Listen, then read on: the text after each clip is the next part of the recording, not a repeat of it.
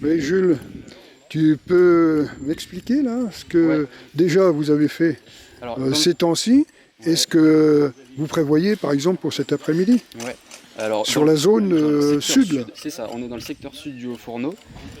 Donc là c'est après manger, donc on a déjà bien bossé ce matin, on a enregistré beaucoup de choses et fouillé pas mal de couches. Donc déjà on a le grand secteur qui est juste ici.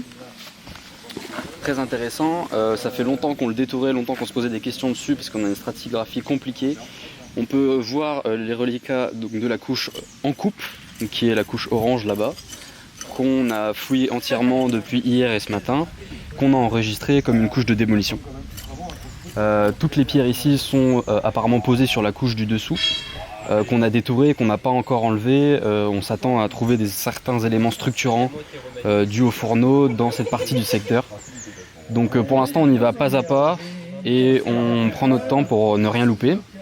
Si on se décale plus à l'abord du Haut-Fourneau, de droite et à gauche du premier sondage qu'on voit en négatif, on a pareil enregistré une première couche ce matin, donc c'était un argile jaune déposé à droite du sondage qu'on a enregistré donc en topographie et on a pris une photo donc pour bien garder en souvenir la couche d'avant. Et on avait fait aussi un dessin manuel du tout le relevé de coupe qui est aujourd'hui inexistant, mais on voyait très bien la couche de démolition dont j'ai parlé juste avant.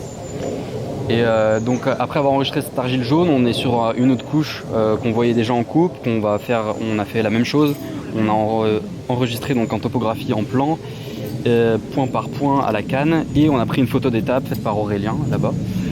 Et là on va pouvoir s'attaquer donc à la fouille de cette couche, qui va être un peu délicate puisque c'est pas une couche qui démarre à l'abord du mur. C'est vraiment une couche stratigraphique qui est juste devant, elle n'est pas très épaisse donc il faudra y aller doucement pour ne pas faire d'erreur dans la fouille.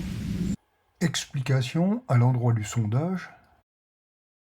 Ici on n'a pas encore touché, donc on avait une couche d'argile jaune qui est aujourd'hui inexistante juste au-dessus et là on va attaquer après l'enregistrement qui a été fait en fin de matinée sur la couche du dessous qui est orange ocre qui se termine à peu près ici. La couche te parlait qu'on va pas toucher, qui est à l'abord du mur, c'est une couche qui vient, on va rester sur cette coupe, elle vient en diagonale comme ça, rencontrer l'autre couche charbonneuse qu'on a juste ici.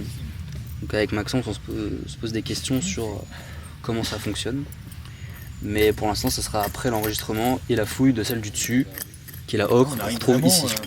Et là on va faire aussi un saut de prélèvement de cette couche, parce qu'elle a une texture assez particulière, et c'est toujours intéressant de garder une couche en prélèvement dans un seau de prélèvement, donc c'est cool. Donc voilà, le programme de cet après-midi c'est ça, et continuer après les explications de Maxence. Amandine, tu peux nous expliquer ce que tu fais avec ton appareil là ? Donc ici, on est sur ce qu'on appelle une station totale. On appelle ça aussi un tachéomètre.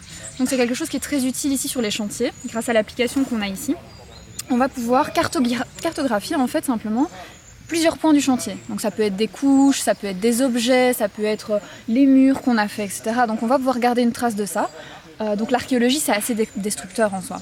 Et garder toutes les traces ici numérisées, ça veut dire que quand on va détruire une couche, inévitablement, on va garder une trace de ça et on va pouvoir savoir à quoi elle ressemblait, l'altitude, la taille, etc.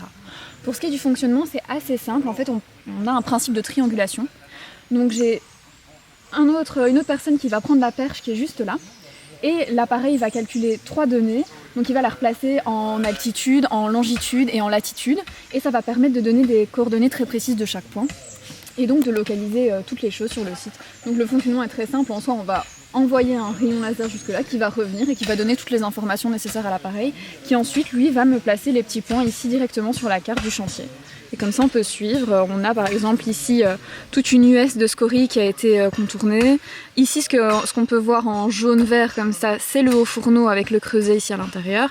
Et puis on a toutes les petites informations, on a le cours d'eau, la route qui est juste ici derrière.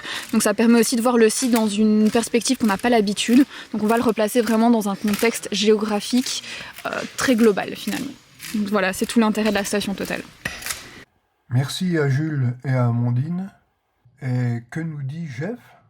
Trouver un calcaire, il semblerait que ce soit de l'oxfornien. Donc c'est un calcaire qui contient des oolites. Les oolites, c'est des oolites ferreuses. Mais il est où ton bout de calcaire là? Il est là. Ça peut être que de l'oxfordien des Ardennes. C'était Que de l'oxfordien.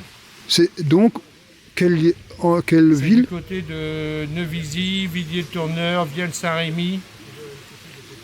Mais D'accord. il y en a peut-être du plus proche. Hein.